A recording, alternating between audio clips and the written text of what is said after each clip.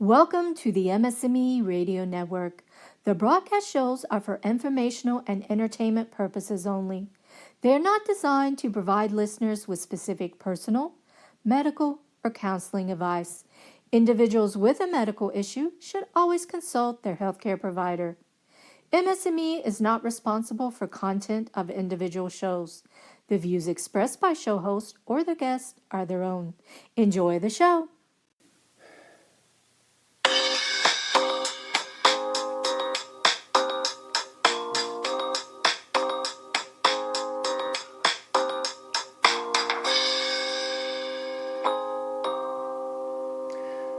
Hi there.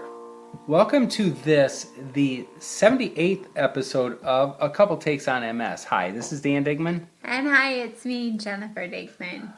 Thank you all for joining us for this episode. If you're not familiar with our show, I have multiple sclerosis. I've had it for, almost 20 years, over 20 years, and I have relapsing remitting MS. And I also have multiple sclerosis. I was diagnosed in 1997, which was 22 years ago, and I'm living with secondary progressive MS, and I am Dan's wife. We've been married almost 14 years. Almost 14 years, and so therefore a couple takes on MS that we look at multiple sclerosis from different perspectives, different points as a man with MS, a woman with MS, progressive, relapsing, remitting, and what we're talking about today are facing your MS fears. Well, I think I should start. I'll let you start. Thank you. It's yours, babe.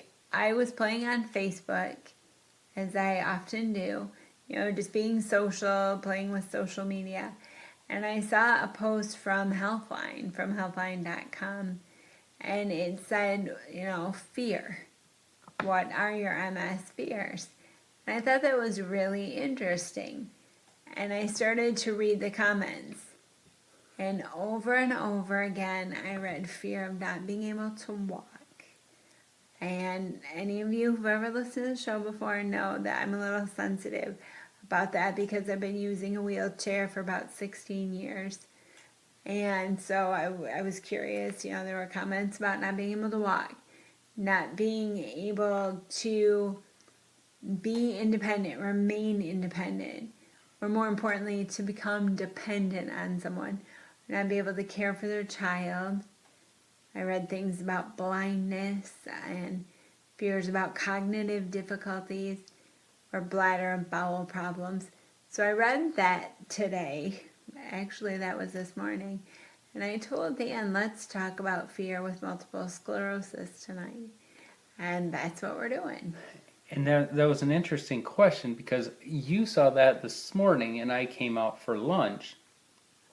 And that was your first question to me was, when you were first diagnosed with multiple sclerosis, what were your fears? What were you afraid of? And so we'll ask you out there in listener land, when you, or when a loved one that you have was diagnosed or were diagnosed with multiple sclerosis, what fears did you have? And I remember crying. I mean, I bawled, I sobbed, and you wonder, now 20 years later, you're like, well, what was I afraid of? I honestly, obviously, I think you start thinking about the unknowns. What would it do to you? And I don't know as though I was afraid, you list all those things above where people were their biggest fears. And I think obviously those all crossed my mind. But I think my biggest fear was I would become a perpetually angry person and somebody that people wouldn't want to be around because I wasn't able to handle it. I mean, and that because I feared that that's how it would turn down that spiral of just being lonely. And that's very interesting because I think one of the best things about you is that you're just very magnetic. And you're a very positive person. And just that having that fear that you would become not that positive, happy person I can see how that could be really scary for you. I do think that it was. I was very positive, very, nothing could shake me, and, always half, glasses half full, and but I feared at that point in time, with as overwhelmed as I was of all the things that potentially could happen, that Dan Digman, Mr. Optimistic, met his match, and he was going to fail miserably. That's interesting. How long did you deal with that fear, or are you still dealing with that fear? I mean, is it fair to say you're not dealing with that fear anymore, or does it still come back? I'm not dealing with that fear. I think I slayed it. I think it's just time. I think they say time heals all wounds, and and the things that seemed so important 10 years ago, or like when you're a kid growing up, or whatever. I mean, once you're separated from it, it's like you realize it wasn't a big deal, and so like then the time has gone through, or I've proven to myself that it's not going to shake me that way. I think that because I've had enough incidences, MS and otherwise, to prove that, okay, if it gets this bad and I'm still able to move forward. And obviously I credit a lot of that to my faith and, trust in God that, things are going to, they'll turn out okay, or better than I anticipated. And that's really good. I think your faith has certainly strengthened you. And I think it was an interesting choice of words that you said time heals all wounds, because we're living with progressive neurologic disease. And, Oh, the irony. just the fact that we've worsened, the disease progresses. So maybe time makes the wounds bigger. Do you ever think about that? I did not till you just said it. You just Because- pointed that out in the flaws in my logic. Well, I don't think it's a flaw in but your it's logic. a great point. Because when we were first diagnosed, you're so afraid of the unknown. And now that we've been living with the disease for 2 decades, we know what can happen. And I don't think fear is the same as it was. I remember when I was I was first just going to diagnosed. ask you. So let me ask the question, Jennifer. Yes, I'm sorry. No. But when you first were diagnosed 22 years ago, what went through that pretty little head of yours? What was Jennifer Urich at the time afraid of? At the time, I was 23 years old, so I was young. I had just graduated from college, and to be perfectly honest, I worried about who's ever going to love me. I wasn't like a beauty queen, and I wasn't like boys beating down my door or anything. But I really thought, now that I have a chronic illness, especially a chronic illness that can do so many bad things to me, who's going to want this, I'm air quoting, damaged goods? So I think that was, because I was young and I was single, that was my biggest fear. It's just, I don't want to be alone. And now, I've been happily married almost 14 years. So that was a big fear. So it wasn't directly was not what it wasn't the cognition, bladder, walking, etc. It was just eventually overarching that you would be alone. That I would be alone. And I remember seeing someone fairly shortly after I was diagnosed with MS who was using a wheelchair, another person living with the disease. And it was on TV, and she just talked about a wheelchair being just another means of transportation. And sure, she couldn't walk anymore, but she could still get from point A to point B because she had a wheelchair. And so that kind of calmed down my fear of not being able to walk. But at my age, being in my early 20s and having plenty of friends dating and getting married. That was a big fear, but I didn't let it keep me from doing things. I got involved with the National MS Society.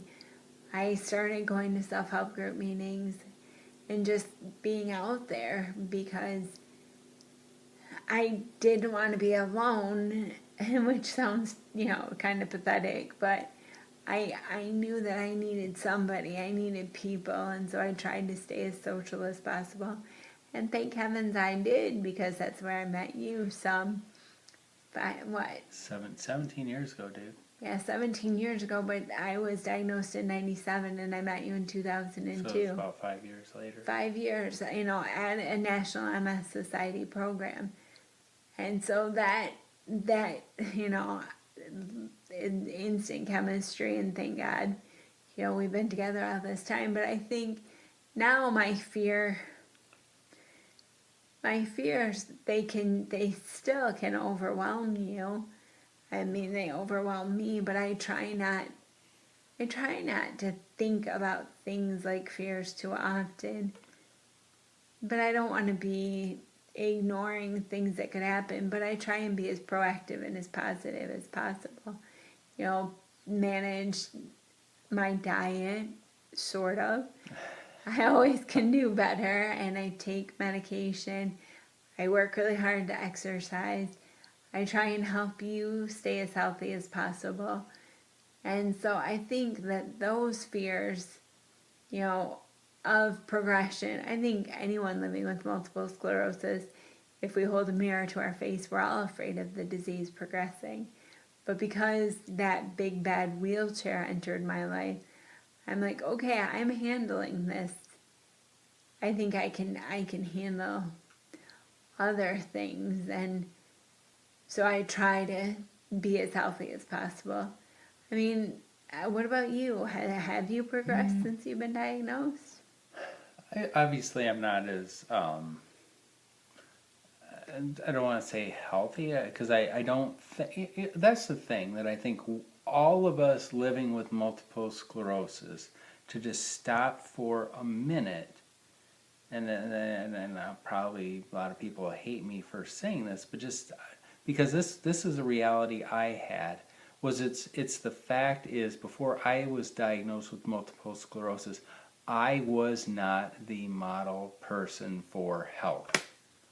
Okay. And I think that's where we have, I don't know why to call it selective memory, but it's just like, obviously there were things I was able to do. I no longer can effectively, and this sounds, and we've talked about this before, and it sounds so unimportant, but I can't play basketball anymore. I can't really shoot the ball because I have no feeling in my fingers. I can't dribble. I can't do that anymore. So, I lost that. But it's just like, was that going to be the worst thing? And so, but it's just the fact that I was obviously healthier then, before I was diagnosed, that I could do it. But it's just, I obviously I wish I would have done more to be healthy before said diagnosis. Or to take that a step further, for those of you out there who have just been recently diagnosed, or are in the early stages of your diagnosis, try and kick it up a notch. Take care of yourself, watch your diet, get more activity. I know that when I was first diagnosed, I lost quite a bit of weight, probably because I was depressed, and that helped me. I didn't realize that depression would give me that awesome, which is terrible, and I said that tongue in cheek, but it would have that side effect. But because I lost weight, that helped to improve my health and my well-being. So I think, for newly diagnosed people, and it is, I think, if you are newly diagnosed, I mean, think of your fears, and it's like, then to your point earlier, be proactive in treating the disease, getting ahead of it. And I think that's the big thing. It's always playing off of the Wayne Gretzky quote, something to the effect of not looking to see where the puck is. It's like, where's the puck going to be?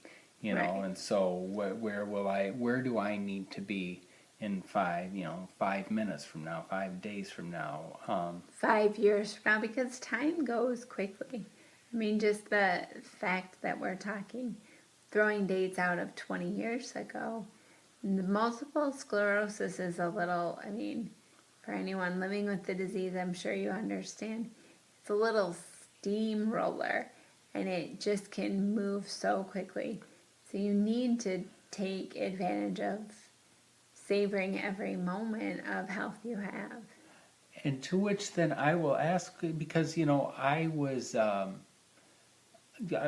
previously married, at the time of my diagnosis, and I realized, as you and I were talking, never once was I afraid of losing my ex-wife, that the disease was going to force her away. I mean, when all is said and done, our marriage wasn't in the best of places anyway, and at that point, even though, obviously you try to salvage the relationship, I just knew that if the disease was going to scare her away,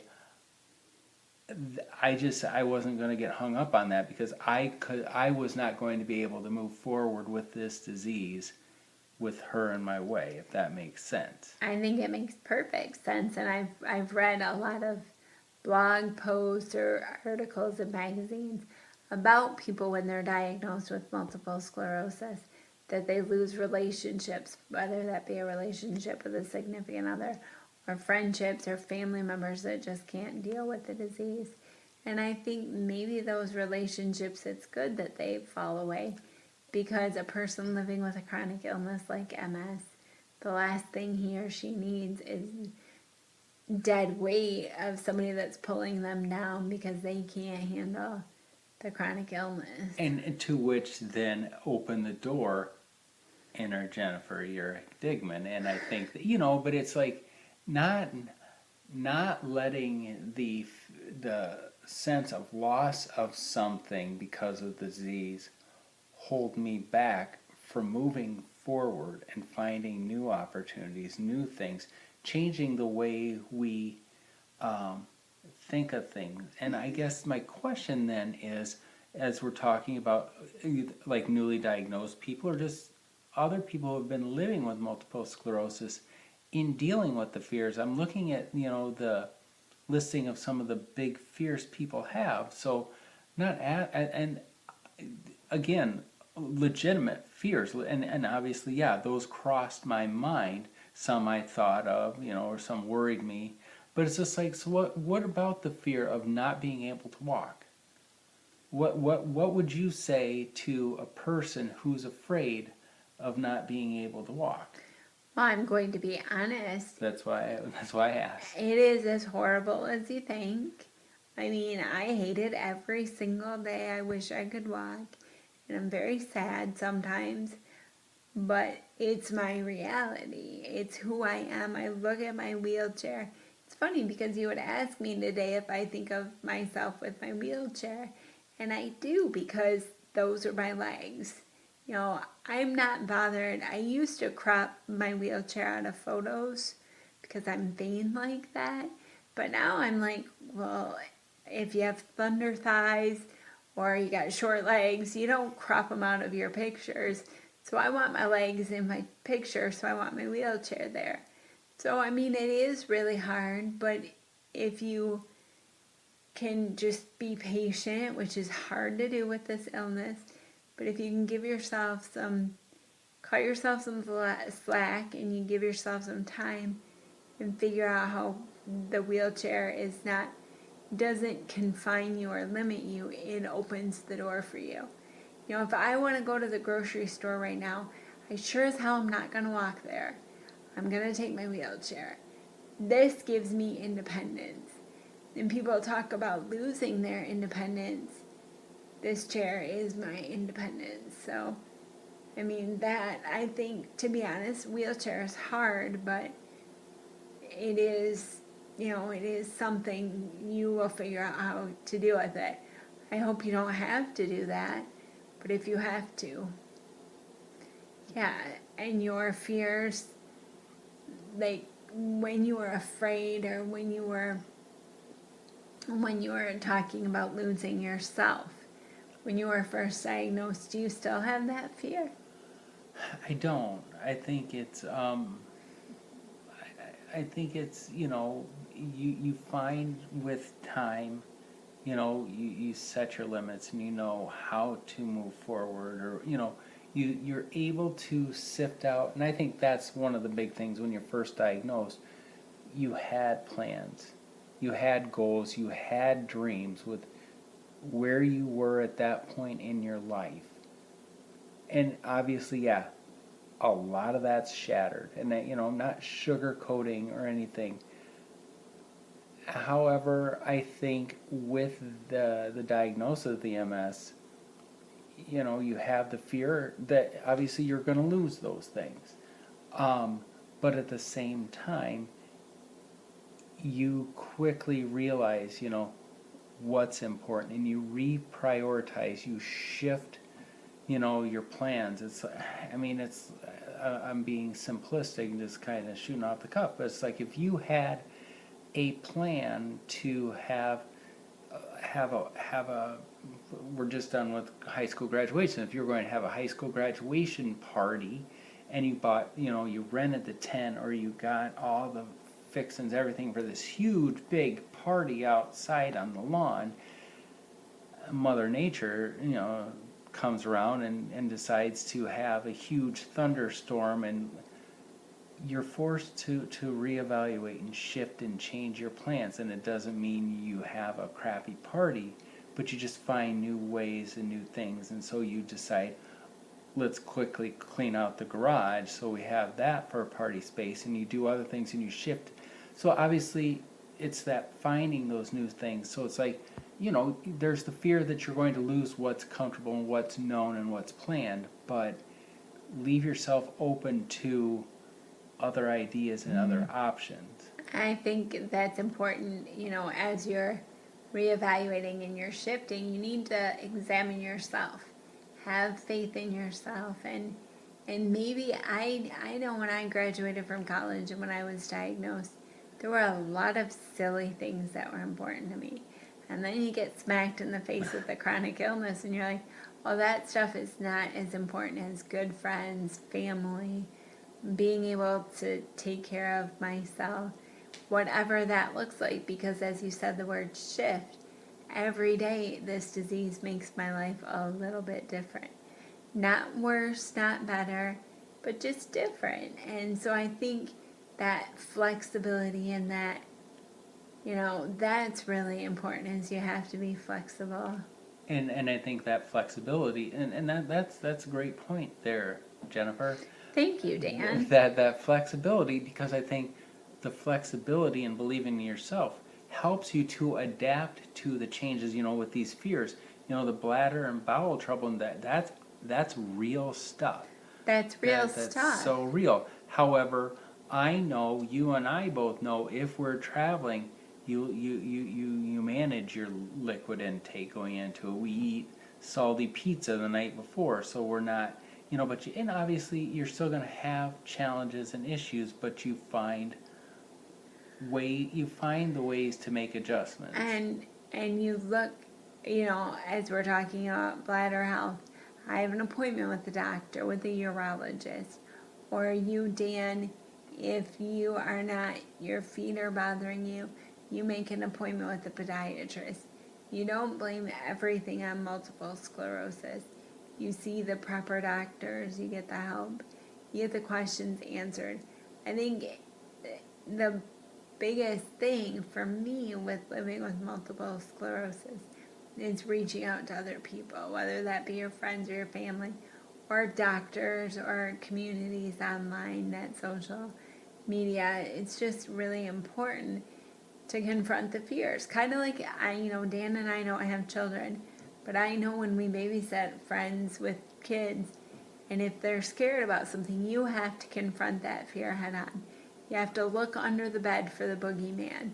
And that's like with multiple sclerosis. If you are afraid of going blind, what can you do proactively?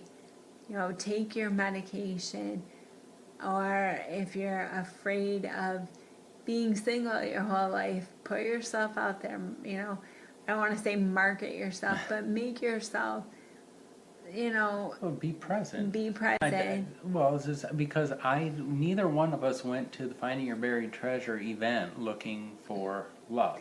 But we found it. We found it because you never know. And again, that comes with the flexibility and leaving your options open and just enjoying. I think that's a big thing, is just in enjoying. I'm not going cliche and carpe diem, but it's just like, live in the moment and don't let your fears keep you from enjoying what you have in the moment. And don't start spiraling and just thinking over and over and over again about your fears. Because if you think about them, your fears could be so bad that you'll never leave your house. And that's why you have to, reach out for help and just be realistic and trust yourself. It's the same things that, got you to where you were in your life and will keep you going. Because time does fly by, and you can't let this disease stop you from moving forward. And instead of always thinking of what the worst, obviously be aware of what's the worst that can happen, but believe and work to ensure that the best can happen. And for the best for the situation. Absolutely. And so, do you think then, really, fears are real, but be flexible, believe in yourself, And confront them head on. And I think that will really help you move forward. Because that's the one thing about multiple sclerosis. It's all about moving forward. Movement is so important so that you don't let this disease stop you. And so, overcome the fears, rise above them. Let us know. Check us out online. The website's danandjenniferdigman.com, or look us up on Twitter at danjendig. Let us know, how do you overcome your fears in living with this disease that is multiple sclerosis. Until next time, we want to thank MS&Me Radio Network for having us along on this show, and thank the Blue Draft Kid for composing the theme music to our program. Again, this is Couple Takes on MS. Till next time, take care.